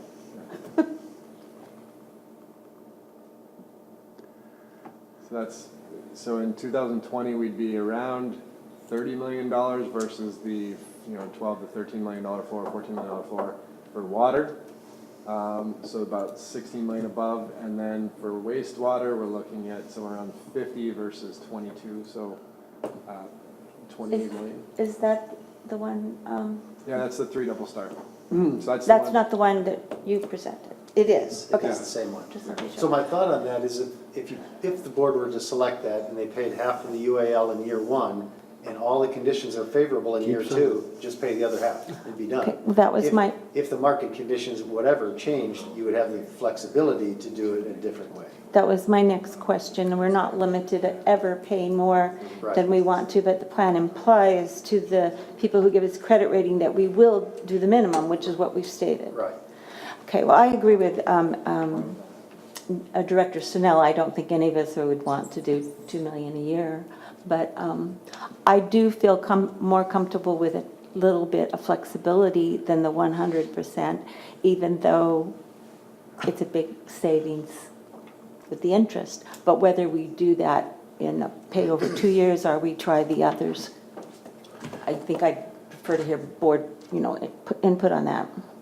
Director Sinella. Yeah, I just want to clarify, I share our GM's concern about the upcoming election and what might happen in the market over the next 12 months, but I guess just help me understand. So if the market conditions change and PERS doesn't collect as much interest as they think they're going to collect, then they're just going to tack on to our unfunded liability.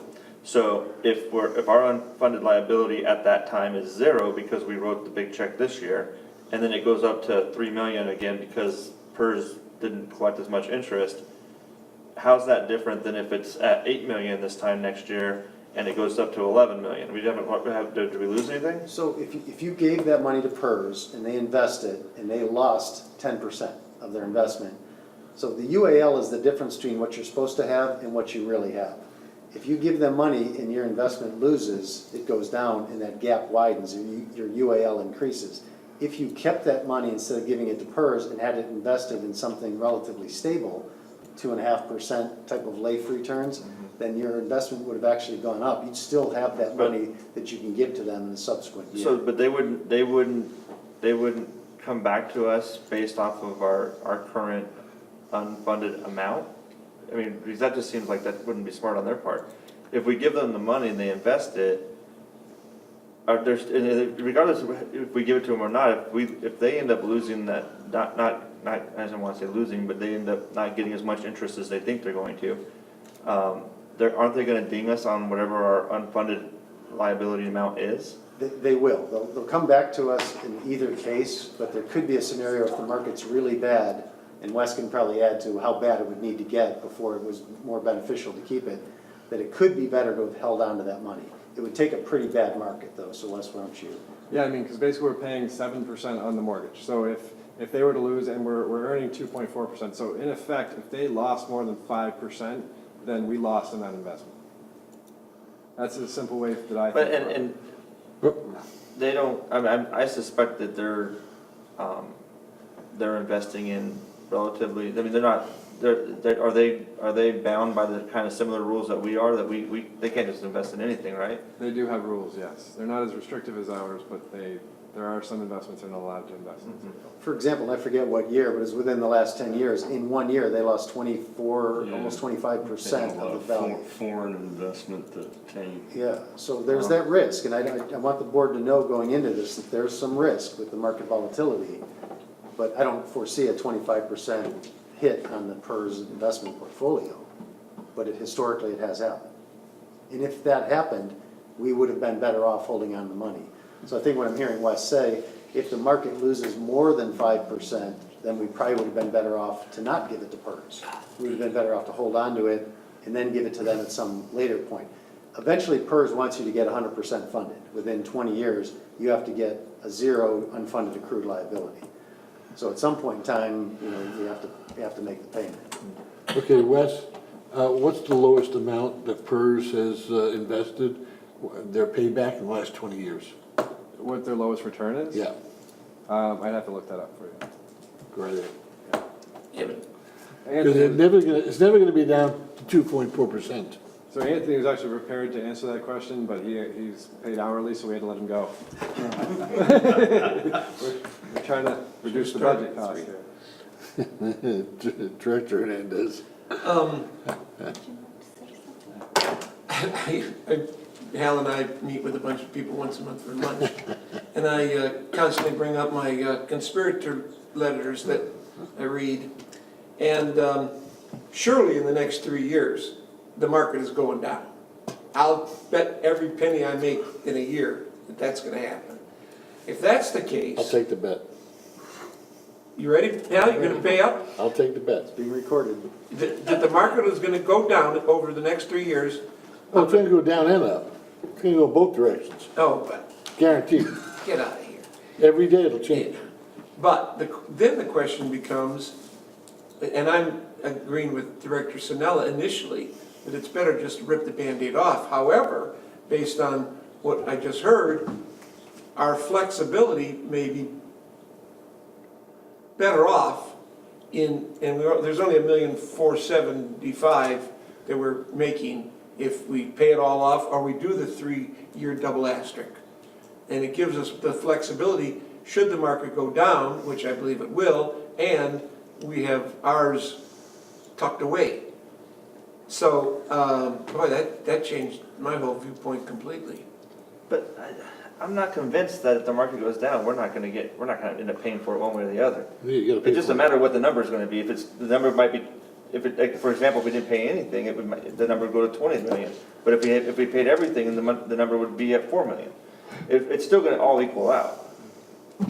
Maybe. Yeah. If it goes down, you're still gonna have to pay it. Yeah, we're Doesn't still matter. paying it. Right, we're still paying Pay it. it now, you pay it later, you're gonna pay it. No, I agree, but help me to understand that. If we pay it over the 3-year double asterisk, we're gonna pay 8 this year and then potentially 4 and 4 unless we decide that it's better off to hold off on the payment. Do we have that option? Or do we pay the 4 and 4 and see whatever the additional cost that PERS is gonna put on us? Because they didn't meet their market goal. So you would have flexibility. PERS wouldn't mandate that you do these accelerated payments. Right. You're not committing to make these accelerated payments to PERS. This is more of an internal policy. It may affect our credit rating.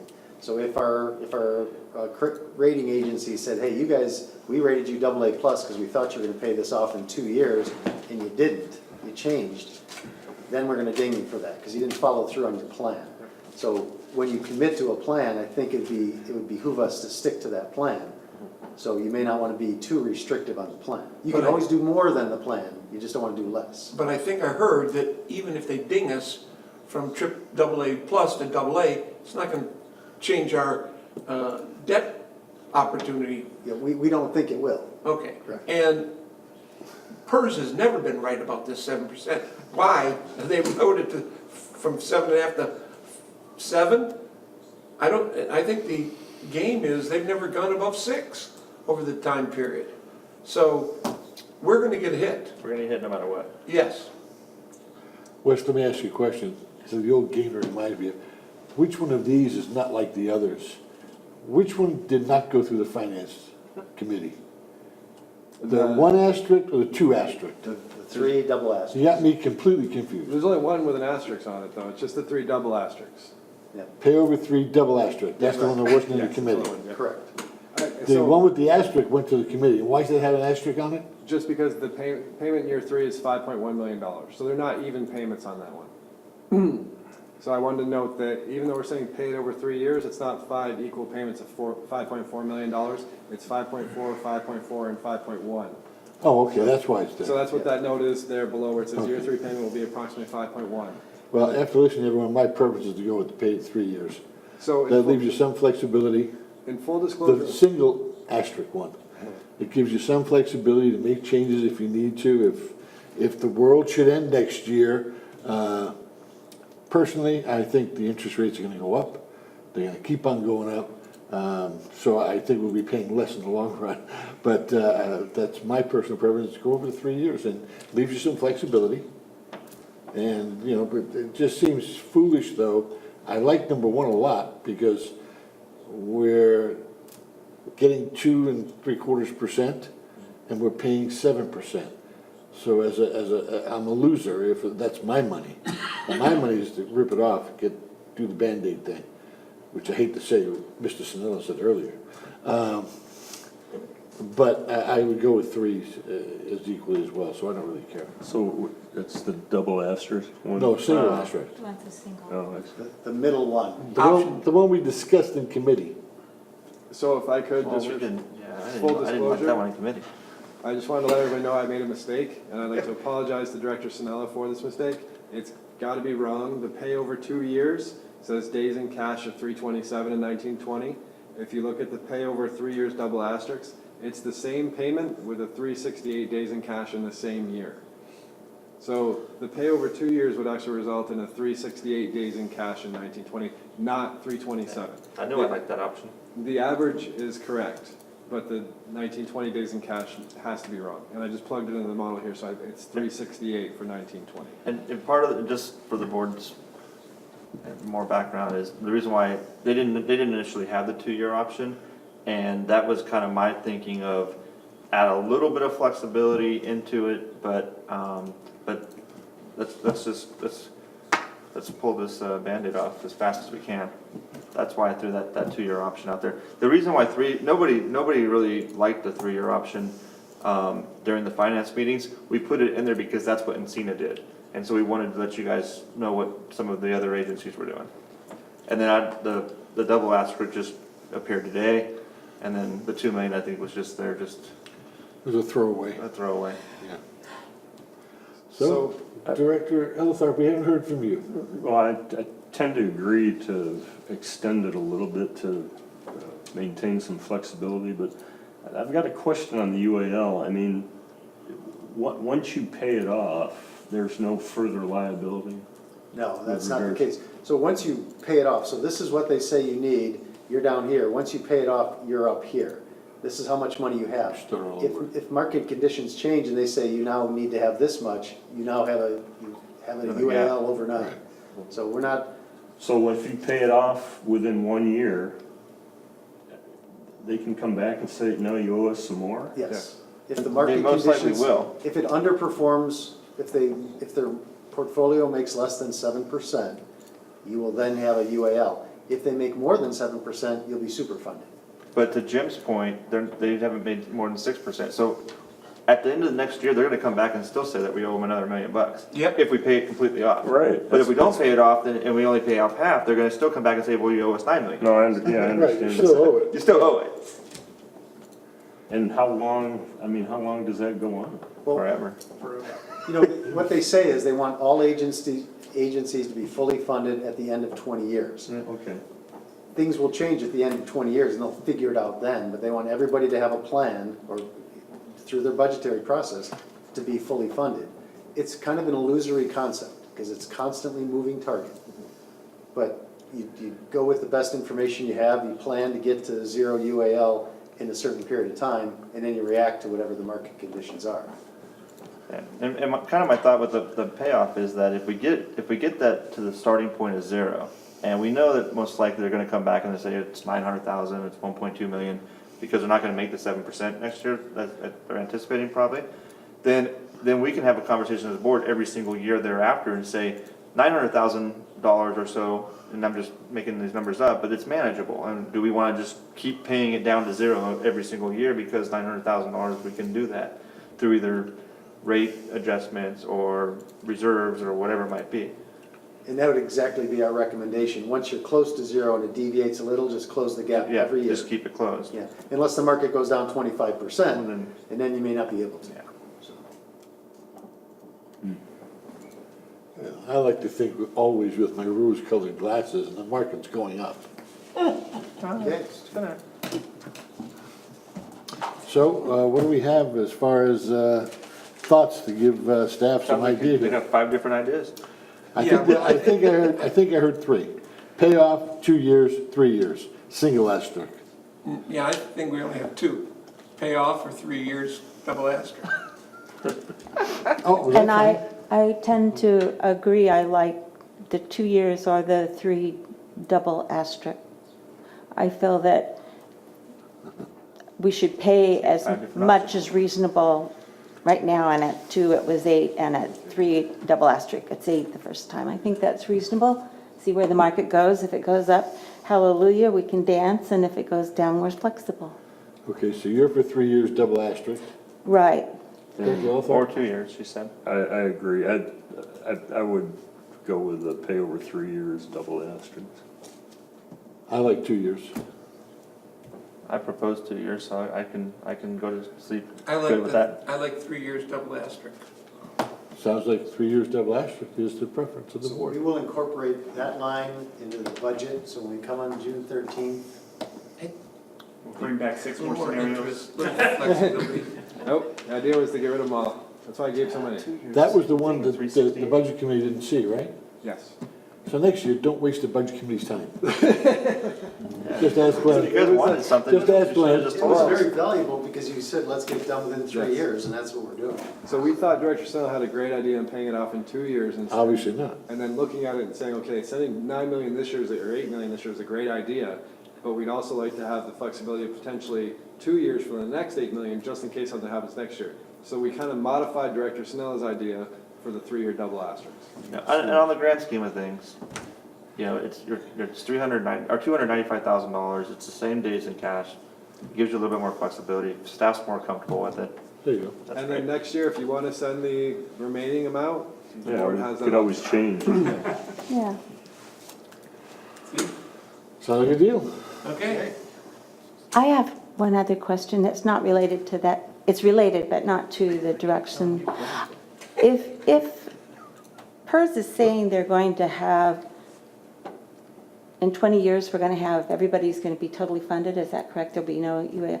Well, what does that mean? At that point, they can never make an amount of money less than they're going to make? Are they saying in 20 years we guarantee that we'll never do that to you again? No. There's no guarantee. I'm saying they'll do it next year. They're just saying for your long-term financial planning purposes, plan on getting to 0 UAL by the end of 20 years. And then after that, it'll just continue that for the next So 20. what if you don't? What's the consequence? I don't know. So every year, they adjust your payment based on your current UAL. So, and the timeline doesn't change, the payment does change. So it's a 20-year forecast. So if we go from 17 to 20 million next year, we now have 20 million over 19 years. And then if it goes up to 24 million, then we have Timeframe's 24 getting million over shorter. 18 years. It's, So- it's really weird because it's actually in their best interest to have as much UAL out there as possible. Because they're getting 7% on it. They're not getting 7% of the Right, on their market. own investments. They would have been better off just having it all UAL. Yeah, it's a strange situation. Weird. Must be government. Yeah, it must be government. They've had years where they've had great returns, but it just, this UAL kind of got established in 2013 when they had a really rough patch. So I know 2018 ended really poorly, so it skewed the results for the whole year. But what is 17 was pretty good. How did PERS do in 17? So I actually asked them, I said, well, it looks like you guys are doing pretty good. How come our UAL is increasing? And they're saying, well, because our discount rate, our forecasted rate needs to be 7%, and we're only charging you the 7.25 is what they were doing before. So because they were collecting less than the actual discount rate that they need, then the UL was increasing because of that assumption. So even in 17, they didn't make more than 7.25%, They made, when everybody else was making 29%? yes, they made more, but they didn't collect enough. So their investment earnings were more than they thought, but their collections were less than they needed. Because right now, they're actually sort of negative cash funded. They're paying out more in benefits than they're collecting in investment returns. That's why they So want that's to causing that UAL. UL to increase. I think they made 10.2% that year, their Okay. PERS portfolio. Which is solid. Yeah. Well, that being said, Wes, did you have anything else? So with that, staff will incorporate the board's recommendation into the budget, the recommended budget for the June 13th Staff will meeting. incorporate staff's recommendation? exactly. The modified Sinella recommendation. There you go. 6 wasted meetings. And then we can, and then finally for Director Martin, we want to say hi to Russell again. I'm curious, is that staff member's child with the blonde hair? It was one of the staff members. I don't know whose. We had a bunch of bring your child to like photos or whatever with water related, so Good, yeah. I want to make Meeting sure adjourned. some of our future employees. Why don't we discuss the